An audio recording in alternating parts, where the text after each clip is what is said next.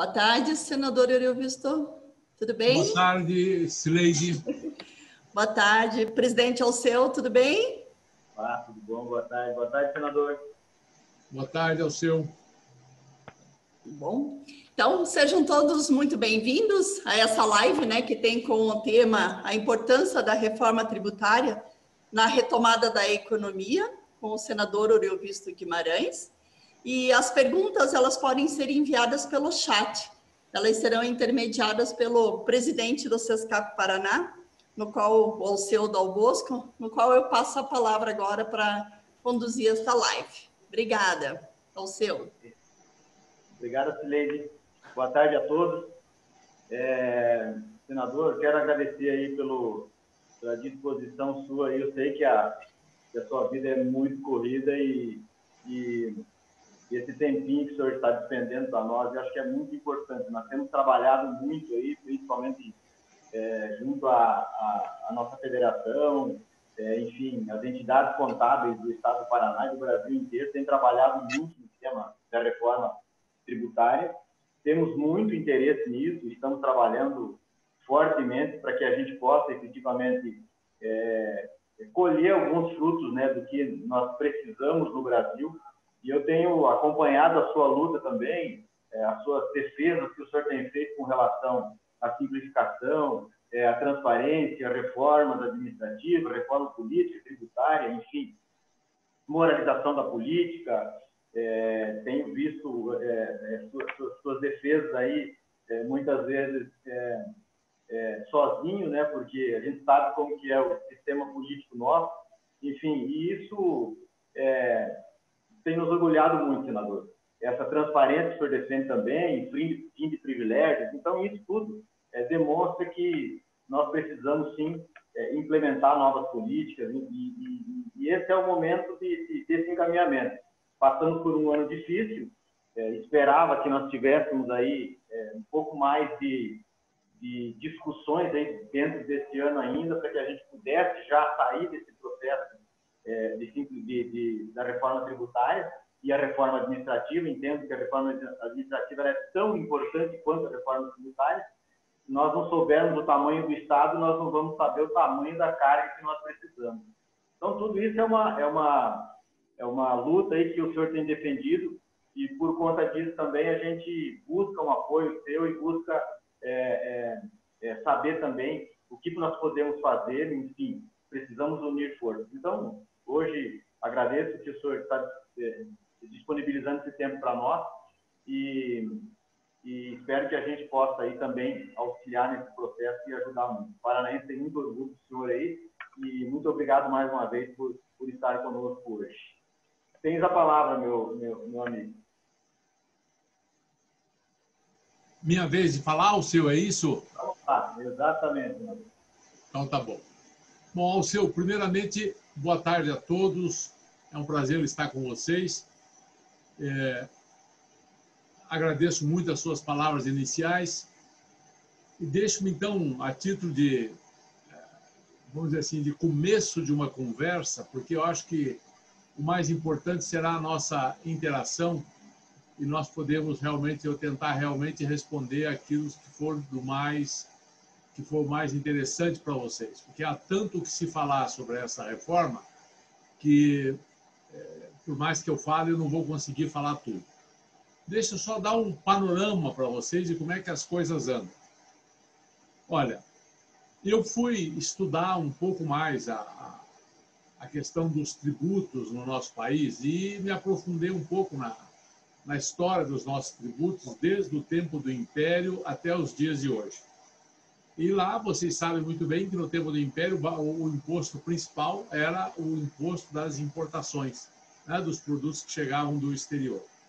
Bom, mas, para encurtar a conversa, vamos dizer assim, a única reforma que foi feita no nosso sistema tributário foi no regime militar, em 1965 a 67, por ali. O governo militar, que não precisava discutir com político nenhum, porque tinha um poder absoluto, encomendou uma reforma à Fundação Getúlio Vargas e aprovou essa reforma. foi quando se introduziu o ICMS, né, que é um imposto bastante conhecido nosso hoje, que na época era um imposto muito interessante, porque era novidade, era o antigo IVA, vamos dizer assim, um imposto que você podia fazer a compensação dele, né? Era não cumulativo, então era uma novidade. Bom, de lá para cá, de 67 até 88, ainda resumindo bastante, a carga tributária girava aí alguma coisa como 26% do PIB, mais ou menos, até 1970, em 1970 era 26% do nosso PIB, e daí foi até a Constituição de 1988. Em 1988, com algumas mudanças, a carga tributária chegou a cair para 22,4% do PIB. Mas isso durou pouco, porque a Constituição de 1988 trouxe uma série de despesas para o Estado e a partir daí os governos foram criando novos impostos. Os estados foram criando impostos, os municípios foram diferenciando as alíquotas e já não é de pouco tempo que nós vivemos um verdadeiro caos de tributos, né? Vocês conhecem muito melhor que eu as inúmeras legislações do ICMS que nós temos para cada estado, do Distrito Federal, a dificuldade que é para as empresas conseguir, vamos dizer assim, recolher os impostos. Eu fui empresário durante 40 anos, eu tinha uma equipe de contadores e todo ano a gente discutia muito planejamento tributário, discutia muito a dificuldade para preencher os papéis e recolher os tributos. As dúvidas que existem no nosso sistema são enormes e isso ocasiona uma judicialização enorme. Né? Nós temos um montante judicializado de impostos imenso, que não é bom para ninguém, nem para as empresas, nem para o governo, porque se a empresa de um lado não paga, o governo não recolhe, às vezes deposita na justiça e fica anos com aquilo depositado na justiça e acaba que não beneficia ninguém. Bom, só para ter uma ideia, de 1988 para cá, vale a pena citar algumas tentativas de reforma que foram feitas. Veja, em 2003, o presidente Lula, com a PEC 41, tentou fazer uma reforma tributária. Conseguiu aprovar, inclusive, na Câmara dos Deputados. Aprovou na Câmara dos Deputados, mas ela não foi aprovada pelo Senado. Ou seja, ele não conseguiu fazer a reforma tributária. Parem para lembrar que o Lula tinha muito mais popularidade do que o Bolsonaro, tinha uma relação com os políticos muito melhor do que o Bolsonaro, tinha o mensalão, né? Comprava todo mundo, tinha um poder enorme para aprovar as coisas, mas não conseguiu fazer.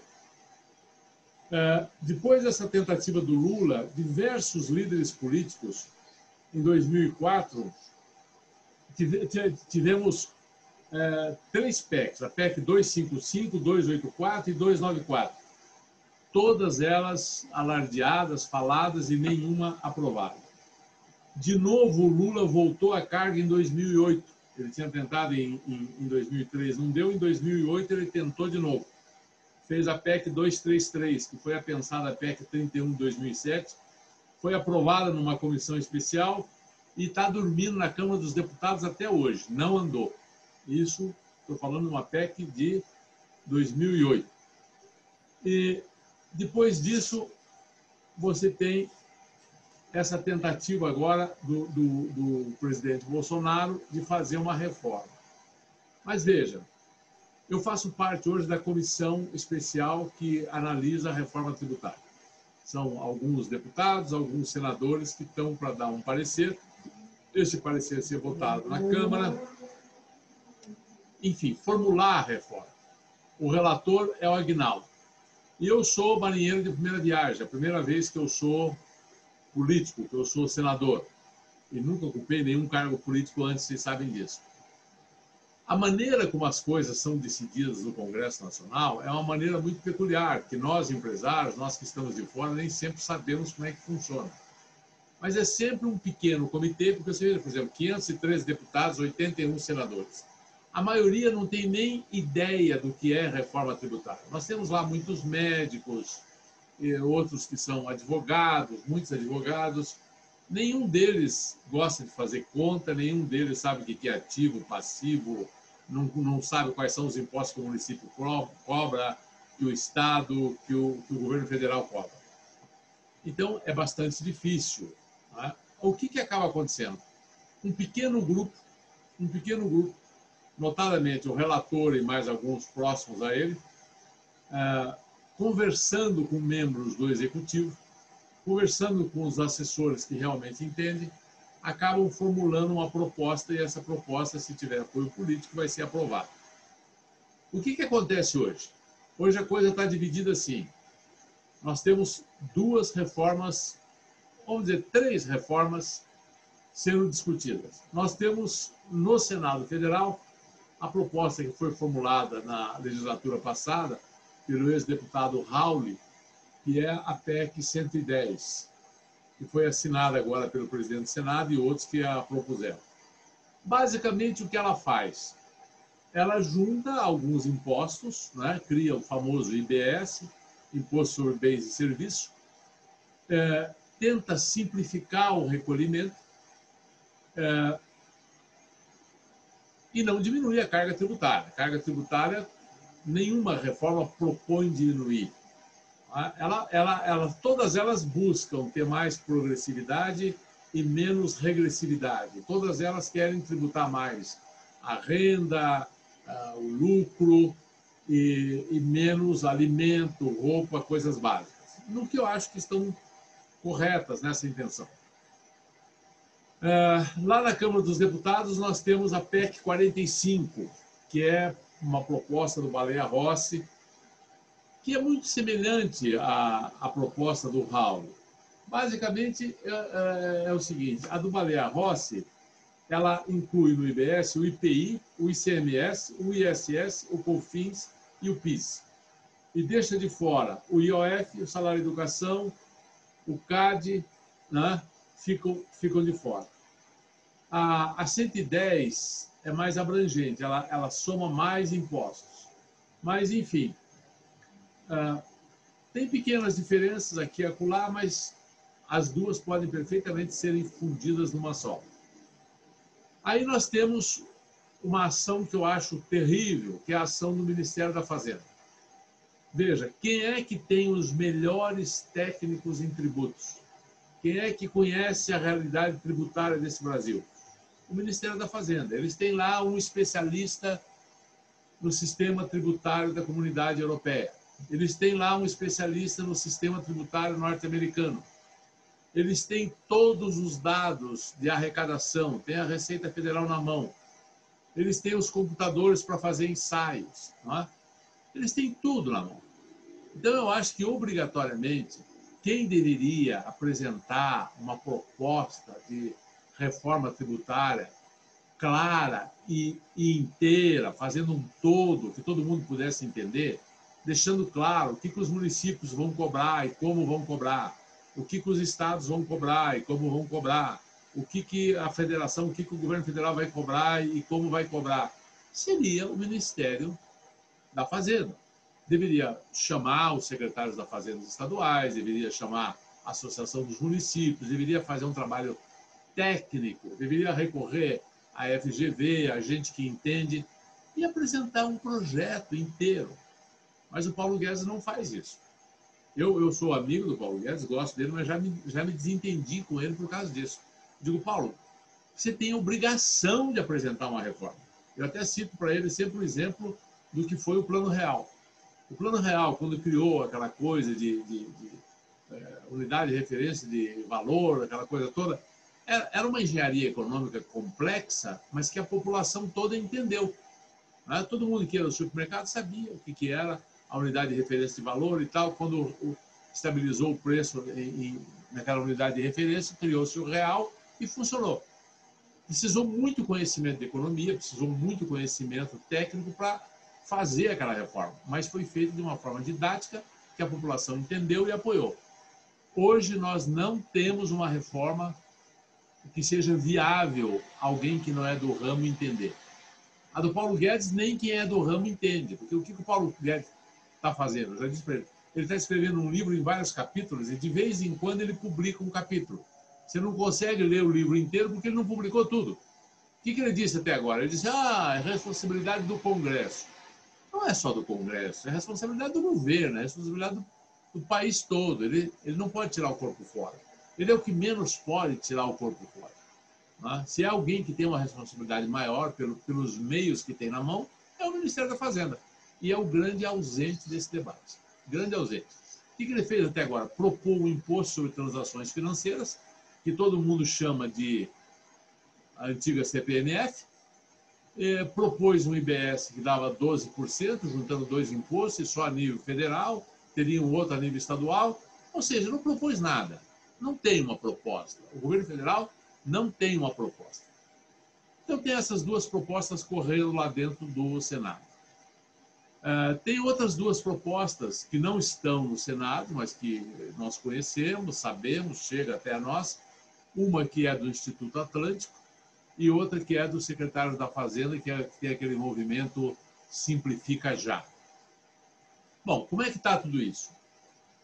Totalmente perdido. As reuniões da comissão para estudar a reforma tributária sequer têm acontecido mais. Nós estamos funcionando pelo regime de decisão remota, fizemos algumas reuniões de decisão remota e agora com a eleição municipal e outras coisas, os políticos param tudo. Quando tem eleição, param tudo. O próprio Bolsonaro chegou a dizer com todas as letras, não quero mais que falem nada enquanto não acabar as eleições. E parou. O governo está parado. Não é só a reforma tributária que não está andando. Olha, não anda a reforma tributária. Tem 3 PECs lá que são importantíssimas para o país sair da crise fiscal que se encontra. Tem a PEC emergencial, tem o Pacto Federativo, tem a PEC dos fundos, tudo parado. Nada, nada. Não tem nem ideia de quando é que vai relatar. A reforma tributária não sai para o ano que vem, posso garantir para vocês. Portanto, se vocês, como pessoal ligado à contabilidade e tudo mais, só vai ter preocupação com isso para aplicar em 2022. Porque se sair, será em 2021. 2020, esqueçam, não vai sair mais nada. Nem há tempo hábil mais. E também não há ninguém trabalhando nisso. Parou. Tá? Não sai reforma administrativa, que era a outra coisa que tinha que sair junto. Essas PECs que estão lá paradas, a emergencial e a PEC do Pacto Federativo, seriam essenciais para se poder fazer uma reforma administrativa nesse país, em todos os níveis de governo. Não anda, nenhuma delas anda. Bom, para vocês terem uma ideia, o governo não está conseguindo estabelecer, não é nem estudar, não, nem estabeleceu ainda a comissão que vai aprovar a lei orçamentária do ano que vem. Nós estamos em novembro, daqui a pouco vamos chegar em dezembro. Não temos ainda a comissão que vai estudar a PLOA do ano que vem, a lei orçamentária do ano que vem. Arrisca o governo começar em janeiro sem ter orçamento aprovado. Vai gastar aquele negócio do 10º, vai ficar naquela loucura, tendo que repetir o ano anterior. O governo Bolsonaro está parado. É uma coisa impressionante. A agenda de reformas está totalmente parada. Tá? A pandemia fez um mal terrível para o sistema democrático brasileiro. Nós, senadores, por exemplo, as comissões todas que tinham lá dentro do Senado, Comissão de Assuntos Econômicos, Comissão de Educação, Comissão de Constituição e Justiça, Comissão de Meio Ambiente, Comissão de Ciência e Tecnologias, desde março, nenhuma se reúne. Como é que nós estamos... E o trabalho das comissões é o trabalho mais importante que tem, porque é realmente nas comissões que o trabalho acontece. Que é quando você senta em 10, 20 senadores, quebra o pau, que é um grupo pequeno, né? E aí você mastiga as coisas. E as decisões das comissões são respeitadas pelo plenário. Às vezes existe alguma disputa no plenário, quando junta os 81, mas normalmente não tem disputa. Se a comissão de educação aprovou um projeto relativo à educação, a tendência é que o plenário aprove esse projeto. Dificilmente vai ter um grande debate no plenário. O grande debate acontece nas comissões, e que é muito mais produtivo, né? Porque em 81 debater alguma coisa é quase que inviável. Imagina na Câmara dos Deputados, 513. É só nas comissões que as coisas realmente acontecem. E as comissões pararam. Não tem mais reunião de comissão. Com a história da pandemia, o Congresso está fechado, as comissões não funcionam, nós estamos fazendo reuniões remotas, como essa que estamos fazendo agora.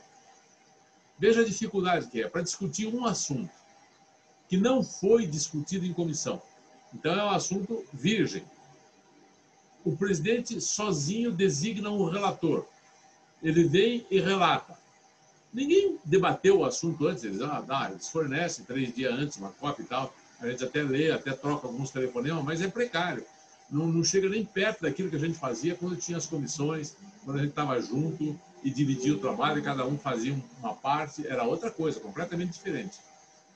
Então, está funcionando muito mal.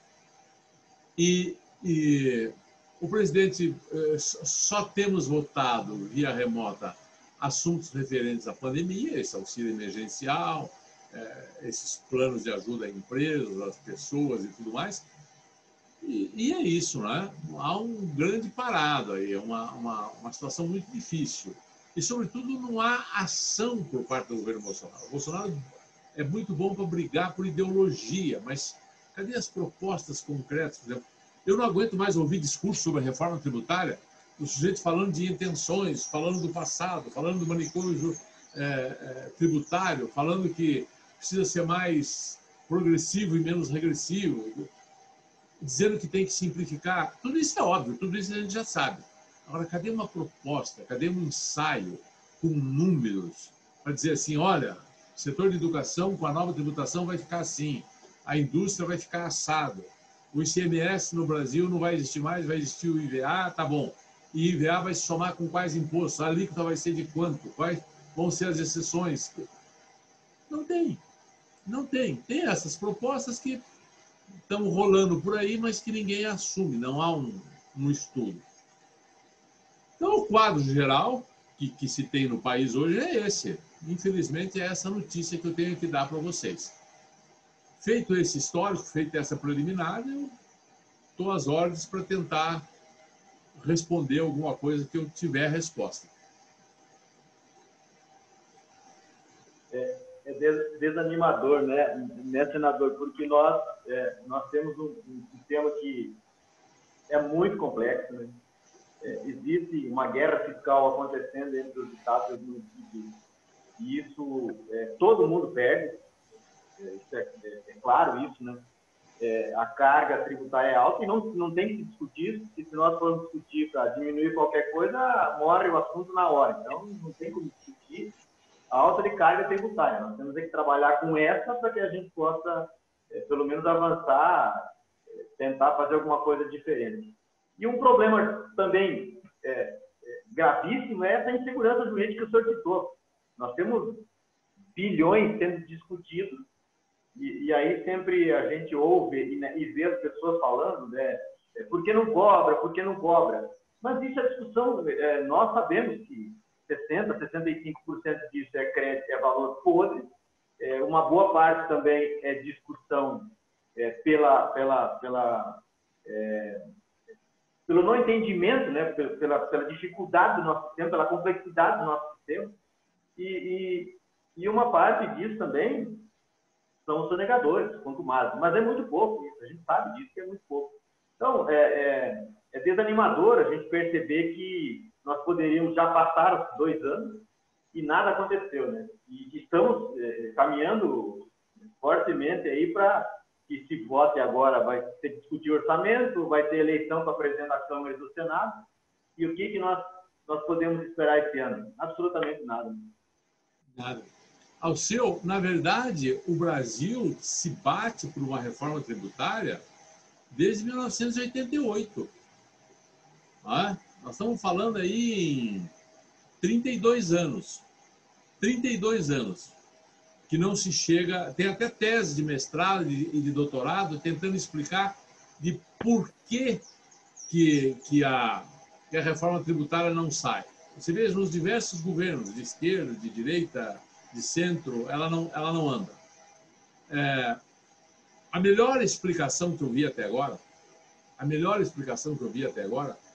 diz o seguinte: A sociedade brasileira, com relação a tributos, é dividida. Assim, você tem a agricultura, tem a Frente Parlamentar da Agricultura, que tem um certo lobby, uma certa influência lá no Congresso.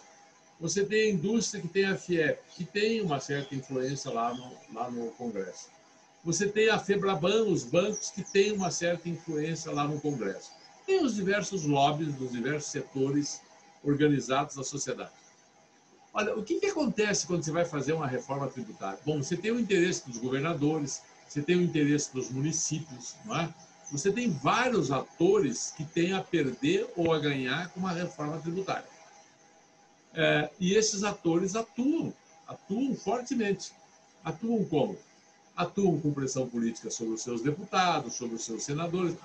Sobre mim, nunca ninguém fez pressão política nenhuma, até porque eu estou lá faz pouco tempo e não tem como fazer pressão política no meu caso, porque eu nunca fui político, não tenho futuro na política, não pretendo me candidatar de novo, então não tenho porquê. Mas sempre que você tenta mexer nesse país em privilégios, por exemplo, eu era relator da reforma da PEC emergencial.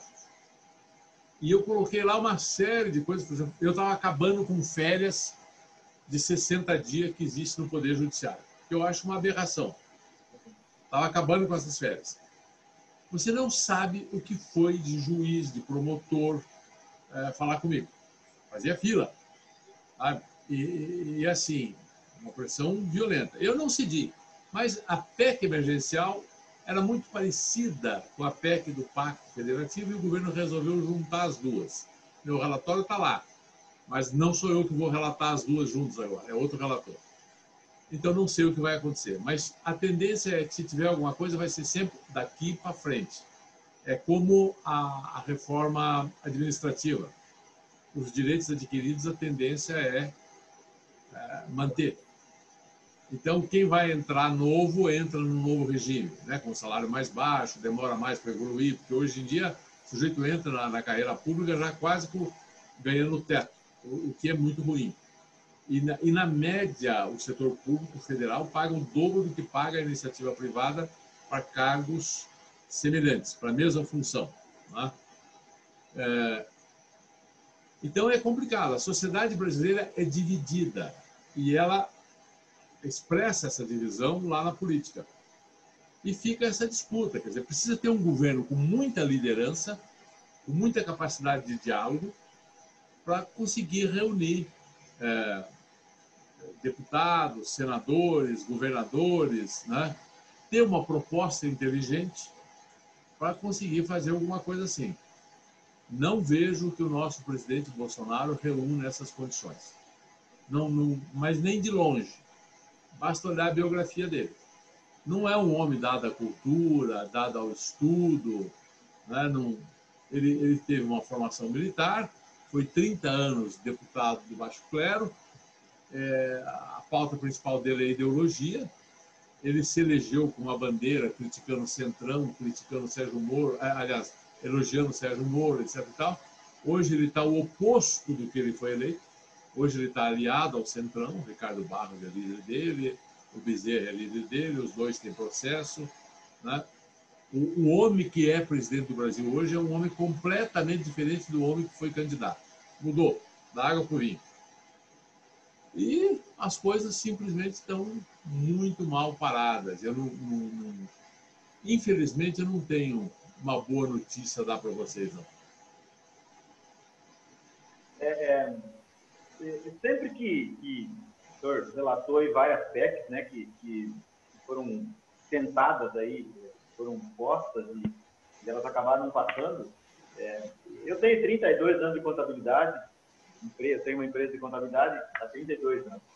E sempre que a gente vê essa discussão, começa numa discussão, ela fica aí o ano inteiro na discussão, lá no finalzinho geralmente acaba com um aumento de algum tributo. Esse é o grande perigo. Eu estou vendo agora essa discussão em cima da CPMF, mais ou menos acontecendo isso. Então, assim, tem uma pandemia para justificar, não tem proposta para que a gente possa discutir, né, e entrar na discussão firmemente. E nós corremos esse risco, senador? Acho difícil aprovar essa CPMF, esse imposto sobre transações financeiras, acho muito difícil. Ele é extremamente impopular, há uma reação enorme no Congresso contra esse imposto. O Guedes diz assim, não, me deixa fazer, eu vou desonerar a folha, aquela história toda. Se por acaso o governo começar a arrecadar mais do que já está arrecadando hoje, a gente abaixa a alíquota. Eu não acredito e ninguém acredita que ele vai abaixar a alíquota, né? Então, eu acho que esse imposto sobre transações financeiras, a chance de que ele seja aprovado é muito pequena. Eu não digo que seja impossível, mas é muito pequena. Muito pequena. Acho que não vai emplacar, não. Olha, essa discussão vai o ano que vem inteiro. É difícil. Ninguém sabe ainda ao certo para que rumo essa reforma tributária vai tomar. Vai depender muito do novo presidente da Câmara, do novo presidente do Senado. Esse ano não vai acontecer mais nada. E não sei se acontece o ano que vem, porque, como eu te disse, a sociedade brasileira é dividida com relação... Nós não temos um projeto de país. É muito um salve-se quem puder. Cada um defende o seu setor, cada um defende os seus interesses, e não há uma liderança capaz de dizer assim, pessoal, temos que ter uma visão de país, temos que fazer isso. Alguns setores vão ter um pequeno prejuízo, outros setores vão ter um ganho e vai ficar melhor para todo mundo. Não tem essa proposta. Não há um líder falando com a nação e não há uma proposta clara que as pessoas possam defender. Hoje, se você quiser defender a reforma tributária, você vai defender qual? A do Baleia Rossi, você vai defender a do Raul, você vai defender qual delas? E é um assunto complexo e ninguém tem uma receita simples para dizer, olha, nós queremos fazer tal coisa. Eu estou tentando lá com a minha assessoria elaborar uma cartilha, para você ter uma ideia, para entregar para os parlamentares todos, basicamente uma cartilha definindo o que é imposto, contando um pouco a história dos impostos, contando um pouco de como é o sistema tributário brasileiro hoje e tentando resumir as propostas que estão aí. Mas ainda não consegui terminar esse trabalho. Mas é uma coisa que muitos colegas me pedem, porque eu sou economista, sou empresário, conheço um pouco disso, então estou tentando ver se ajudo de alguma forma. Mas a maioria sequer discute o assunto. Entendo. O senhor acha que a administrativa vota esse ano? Não. Também não? Não. Esse ano não acontece mais nada. Nós vamos terminar o ano exatamente como nós estamos. Nós temos novembro e dezembro. Janeiro é recesso. Estão falando em convocar para janeiro porque não vai aprovar o orçamento. Mas, veja, Alceu, uma coisa que eu descobri agora vivendo lá como senador. Os políticos colocam a política acima de tudo. É impressionante. Eles colocam o interesse pessoal deles acima de tudo. Eu vou te dar um exemplo com um assunto que não tem nada a ver com a reforma tributária. Vamos pegar a vacina para a Covid. Você sabe que tem uma vacina que está sendo desenvolvida pelo Instituto Butantan, tem outra sendo desenvolvida lá com Oswaldo Cruz, né, no Rio de Janeiro. O Quércia não, desculpe, o Bolsonaro e o governador de São Paulo, atual, Socorro, esqueci o nome do governador de São Paulo, me lembro, o Dória, né? O Bolsonaro e o Dória estão quebrando o pau, porque os dois são o quê? Candidatos a presidente da República quando? Em 2022. O que é mais importante para eles? A saúde do povo, uma vacina ou a eleição de 2022? Você não tem a dúvida que é a eleição de 2022. Se tiver que morrer mais 50 mil brasileiros, mas isso ajudar um deles a ganhar a eleição, eles vão fazer tudo para que morra mais 50 mil e um deles ganhe a eleição. Essa briga agora é uma briga estúpida, né? Deviam se entender, né? Tanto um quanto o outro, esquecer a eleição e juntar esforços para que a gente tenha a vacina o quanto antes. Não, estão brigando, porque O presidente quer que a vacina dele seja a primeira a ser aplicada. E o Dória quer que a dele seja a primeira a ser aplicada. Aí vem essa história que a vacina vem da China e tal, que eu não confio em chinês. Isso é uma besteira, né? Tem que confiar no Instituto Butantan. A vacina de Oxford também tem componente chinês. Então, se é para desconfiar do chinês, eu não vou tomar nenhuma vacina, porque quase todas têm componentes que vêm da China. Enfim, falta uma visão de estadista, falta uma visão de pensar no povo e entender que o povo e que o país é mais importante que a carreira política deles. Não há isso. Eles querem... Eu vejo nos meus colegas senadores e deputados, eles querem defender interesses regionais e interesses, às vezes, pessoais. Mas pensar na nação, pensar de uma maneira desinteressada no que é melhor para a nação, isso é coisa que falta no parlamento brasileiro, falta nos governadores e falta na presidência da República. Falta em tudo. Infelizmente, é isso mesmo. E nós temos muitos assuntos para serem discutidos aí, por exemplo, o ICMS, né? Esse é um assunto que vai levar muito tempo, porque não vai acertar isso numa reunião com os governadores. Nós fizemos há poucos dias uma conversa com o secretário da Fazenda de Curitiba, que ele é presidente de uma entidade que eles têm aí, e eles têm uma proposta... Eu falei com ele também, Ele tem uma proposta também. Então, nós fizemos uma conversa com ele e ficou muito claro, assim, a forma com que isso está sendo, a preocupação que o Estado e os municípios têm e o medo que eles têm de serem trabalhados pelo Congresso, enfim. E o ICMS, ele precisa urgentemente ser feito uma reforma nele, porque é absurdo. Nós temos, cada estado tem suas particularidades e a gente sabe o quanto é difícil isso e a gente precisa mexer nisso. Nós fizemos todo um trabalho aqui no Paraná, por exemplo, da ST lá, sabe? É um absurdo. Nós temos aí, o estado tem 7, 8 bilhões recolhidos em ST. A ST ela é importante para 2, 3 atividades, que é cigarro, bebida, etc. E pronto. E não do jeito que está, né? O Estado antecipa imposto para tudo. Então, essa balbúrdia que nós estamos vendo, infelizmente, a gente não vê uma discussão para frente, uma discussão que vale a pena e que a gente, pelo menos, com a intenção disso, né? Precisa alguém trazer isso para o polo e discutir. Não estou vendo isso, o Paulo Guedes está se perdendo, parece que vinha com que seria a pessoa, pelo cargo que ocupa, no meu entender, que tem a obrigação de fazer isso. Porque tem os melhores técnicos, tem todos os dados, tem tudo na mão, né? E não faz. Pois é. E, de fato, essa reforma tributária, eu me lembro que eu estava no Conselho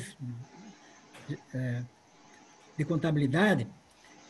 Isso foi em 80, no começo dos anos 80, e os conselhos regionais de contabilidade, porque disse que ia sair uma reforma tributária, né, fez uma equipe, lá, uma comissão de 10, pegamos 10 conselhos, que se entendeu que tinha condições de mandar. Nós fizemos, acho que umas 10, 15 viagens. Eu representava o Paraná nessa comissão. Nós fizemos, acho que umas 10 ou 15 viagens, cada 15 dias, 20 dias, nós íamos para Brasília, discutíamos com o pessoal da Fazenda, elaboramos um texto, uma sugestão. Não era pretensão do Conselho que aquilo fosse, né, a reforma definitiva, né? Mas como nós trabalhamos na área, e a gente, então, até em função do nosso métier, a gente se obriga a entender um pouco, né, a reforma tributária, que ela é difícil, ela é muito difícil e ela é onerosa, né? Porque se nós chegássemos só a simplificar esse sistema, o que nós gastamos, né, nós estamos gastando 1 ou 2% do PIB para administrar imposto. Isso é uma loucura. Isso é uma loucura, né? Isso é um pedaço de imposto, né? E vai para quem? Vai para ninguém, pô. Vai nesse emaranhado todo aí, desse tamanho do Estado, que ninguém sabe, que nem o Alceu falou agora, nós não sabemos o tamanho do Estado. Então, qualquer um que vai propor uma reforma tributária, ele precisaria saber, porque se eu vou estabelecer quanto eu preciso ganhar, quanto eu preciso faturar, eu preciso saber quanto eu vou gastar primeiro. Abrir bem rapidinho a palavra para o Rafael, que é do presidente do Instituto Atlântico. Ele gostaria de fazer uma observação e aí o senhor faz, acho que um fechamento daí após a palavra. Rafael, você gostaria de falar um minutinho? Sim. Olá, boa tarde. Estão me escutando ou não? Sim, aham. Não, eu gostaria de fazer, na verdade, um pouco mais do que umas observações. Em primeiro lugar, eu sugiro que os senhores conheçam a proposta do Instituto Atlântico. O senador, com quem eu tive uma reunião há algumas semanas, certamente conhece. E o Instituto Atlântico ofereceu à Comissão Mista do Congresso a nossa proposta, que é a única que realmente tem 3 objetivos claros e que pode ser chamada, que justifica uma reforma tributária. A primeira é simplificar o sistema, é reduzir realmente o número de tributos e a burocracia acessória que existe no país atualmente. Depois, ela desonerar o contribuinte, reduzir no tempo a carga tributária. E o terceiro ponto, aumentar a competitividade dos produtos e serviços brasileiros, que é o que interessa para a economia. Aparentemente, nós não vamos ter tempo aqui pelo formato da reunião, não vamos ter tempo aqui de poder discutir isso.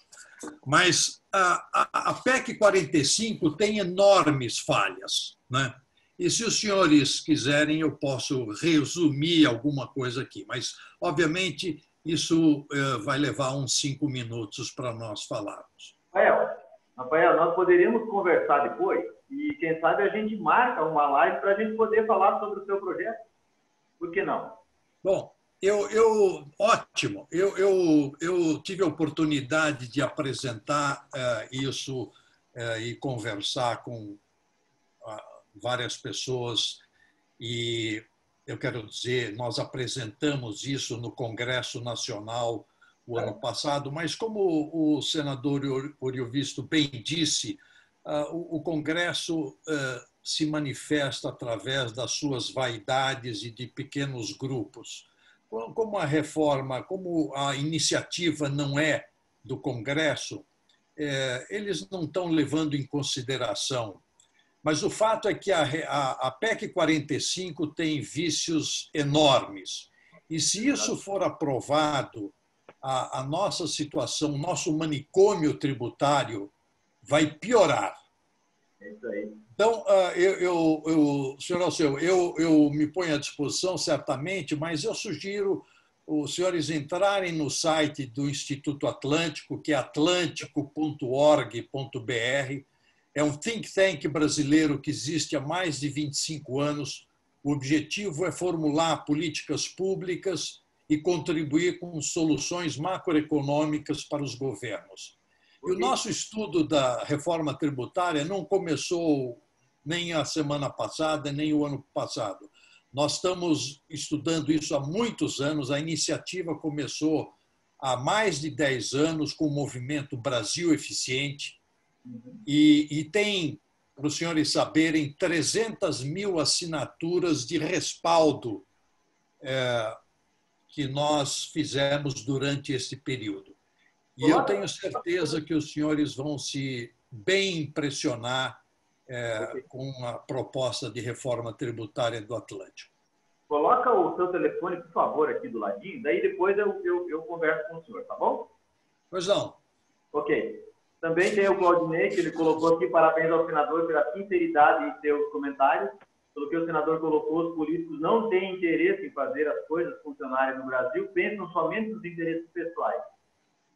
Também ele coloca aqui que a sociedade organizada pode também fazer sua parte, a OAB, Senacom, Federação das Indústrias, enfim, etc., que podem se organizar para propor algo que funcione e mobilize, né, a sociedade para que os políticos acatem as propostas. Exatamente isso que nós estamos fazendo aqui e temos procurado trazer essas discussões quase que semanalmente para o CESCAP Paraná, para as entidades daqui do estado do Paraná, para que a gente possa cada vez mais envolver pessoas envolver entidades nessa discussão, que ela é importantíssima. E é isso que nós estamos fazendo hoje, trazendo o senador também, para que a gente possa saber o que está acontecendo e o que o senador pensa sobre o nosso sistema tributário, quais são as ações que podem ser feitas. Senador, nós buscamos aqui e defendemos sempre uma simplificação do sistema, que o sistema seja eficiente, que tenha estabilidade, né? Porque não tem isso hoje. Você faz um planejamento tributário, de repente, lá no meio do ano, muda o ICMS, muda alguma coisa e você acaba com aquele sistema, aquele trabalho todo que foi feito. O senhor foi empresário por 40 anos, sabe do que eu estou falando. Então, precisa ter também essa estabilidade, né, para que a gente possa trabalhar no Brasil. E muito importante, né, a segurança jurídica. Né? Isso a gente tem que buscar isso, porque nada do que se faz, e olha, que a gente vive o dia a dia aqui atendendo empresário, e é muito difícil quando a gente olha no olho e fala, olha, o caminho é mais ou menos esse. Porque não dá para bater na tecla e falar, o caminho é esse. Então, senador, muito obrigado aí por o senhor dispor desse tempo conosco. Conte com o Sescap Paraná, se precisar da classe contábil paranaense para alguma ação, estamos sempre à sua disposição. E estamos torcendo aqui para que as suas bandeiras aí, que são muito interessantes, elas tenham voz e vez aí durante o seu mandato. O senhor pode ficar à vontade aí, responder, falar, enfim, para que a gente possa finalizar, então, senador. Muito obrigado. Viu? Olha, primeiro, eu é que agradeço essa chance de falar com vocês. Eu queria deixar uma mensagem tanto para o Rafael como para o Locatelli e também para todos, que é a seguinte. Olha, esse país precisa de várias reformas. Não é só a reforma tributária. Nós precisamos, é óbvio, de uma reforma política. Nós temos 30 e poucos partidos, é um escândalo, tem mais 70 na fila. Nós precisamos de mais segurança jurídica, nós precisamos do fim do foro privilegiado, nós precisamos de prisão em segunda instância. Nós temos uma série de reformas que são necessárias, que a gente sabe como fazer, que não são tão complexas como a tributária. Nós sabemos, por exemplo, fazer uma reforma administrativa, não há muito segredo. O Rafael tem razão quando ele diz que na 45, como na 110, tem defeitos terríveis. Por exemplo, o prazo de transição. Tem uma aí que fala em 10 anos. Você imagina vocês conviverem com o manicômio atual e mais um outro por 10 anos. Isso vai ficar muito mais complicado. Imagine dois sistemas, né, esse atual e um novo funcionando ao mesmo tempo. Eu não gostaria de ser contador nessa hora. Mas, enfim, o que fazer não é difícil de chegar lá. Eu tenho absoluta convicção que o Rafael é capaz de juntar no Instituto Atlântico bons técnicos, bons economistas, bons contadores e fazer uma proposta muito boa. Aliás, eu acho, e andei estudando a sua proposta, Rafael, gostei muitíssimo do que li. Claro, como sempre, não vai ser aprovado exatamente isso. Sempre vai ter alguém que vai discordar de uma coisa ou do outro, um interesse ou outro. A gente nunca sabe direito qual é o Frankenstein que vai sair. Mas eu quero dizer para vocês o seguinte, o difícil não é o quê, o difícil é o como. Como fazer as coisas acontecerem nesse país. A gente não... Olha, eu tenho coisas óbvias que eu quero fazer. Eu passei a minha vida toda, deixa eu dizer para vocês, como empresário, e sempre participando, como vocês estão participando hoje, com algum interesse, com alguma preocupação de associação comercial, de movimento assim, de movimento assado, tentando, enquanto cidadão, enquanto empresário, ajudar um pouco o país. Tanto fiz que quando me aposentei das minhas empresas, passei para meus filhos, falei, bom, agora eu vou ser político, porque agora eu vou parar só de dar palpite e vou botar a mão na massa, vou tentar fazer. Estou tentando, vou tentar até o último dia. Estou vivendo as dificuldades. Mas eu quero dizer para vocês, esse é o ponto. Como fazer? Como convencer um ministro a apresentar? Porque, assim, não adianta o Instituto Atlântico ter uma belíssima proposta. Para o como, não adianta. Porque o como é quem é que controla os deputados e os senadores, quem é que tem o poder de encaminhar, que tem a força política para encaminhar essa ou aquela proposta, quem tem isso é o governo federal. Então, se nós temos um presidente que não tem capacidade de liderança, que não tem tudo que fala de economia, ele diz é com o Paulo Guedes, é com o meu posto de Ipiranga. Ele mesmo não sabe. Então, fica muito difícil. Vocês imaginam numa empresa, um presidente da empresa que toca a empresa assim. Esse assunto eu não quero, esse assunto eu não sei. O presidente de empresa tem que conhecer minimamente. Eu nunca fui contador, mas eu conheço um pouco de contabilidade para poder dialogar com o meu contador, para ver as opções, para poder saber fazer preço, coisa que vale. O nosso como é o grande problema. Onde encontrar os homens de boa vontade, que estejam dispostos a ir lá, botar a mão na massa um pouco. Então, assim, acho fantástico que a sociedade civil faça esse trabalho, que o Instituto Atlântico, que os secretários da Fazenda e que outras entidades que vocês, o Conselho de Contabilidade, todos que puderem, de alguma forma, lançar luz sobre esse assunto, falar com o político, tentar... É muito importante, é muito válido. Mas, realmente, hoje, o que decide é o governo federal. Sem a liderança do governo federal, não há como fazer nada. A coisa fica uma grande discussão. Nós podemos nos apaixonar por ideia A, por ideia B, mas a coisa não anda. O Brasil não anda. Talvez só uma grande crise, realmente, uma crise fiscal sem precedentes, que eu acho que está para acontecer. Aliás, se não aprovarem, não é a reforma tributária, se não aprovarem a lei orçamentária para o ano que vem, periga em janeiro, fevereiro, o governo federal não ter dinheiro para pagar salário. Tá? A situação é muito grave lá. E não se mexe. O país está parado. Olha, sinceramente, eu tenho grandes preocupações, como vocês têm. Tento fazer alguma coisa. Confesso que não vou desanimar nunca, não sou só eu que tento, mas um monte de senadores também tentam, um monte de deputados também tentam, mas esse monte é assim, é 20 aqui, 30 ali na Câmara, então 50, em 600. E a gente não está conseguindo sair do lugar, não. Tá? Agradeço muito ter estado com vocês e estou sempre às ordens. Tá? Um grande abraço a todos. Obrigado, senador. Em nome do CESCAP Paraná e também da nossa federação, que é a FENACOM, muito obrigado por senhor ficar essa tarde conosco aí. Um abraço e não desista, senador. Estamos torcendo aqui. Não desista. Nem vocês, não desistam também. Muito abraço. Obrigado. Obrigada. Um abraço também. Um abraço. Tchau, tchau.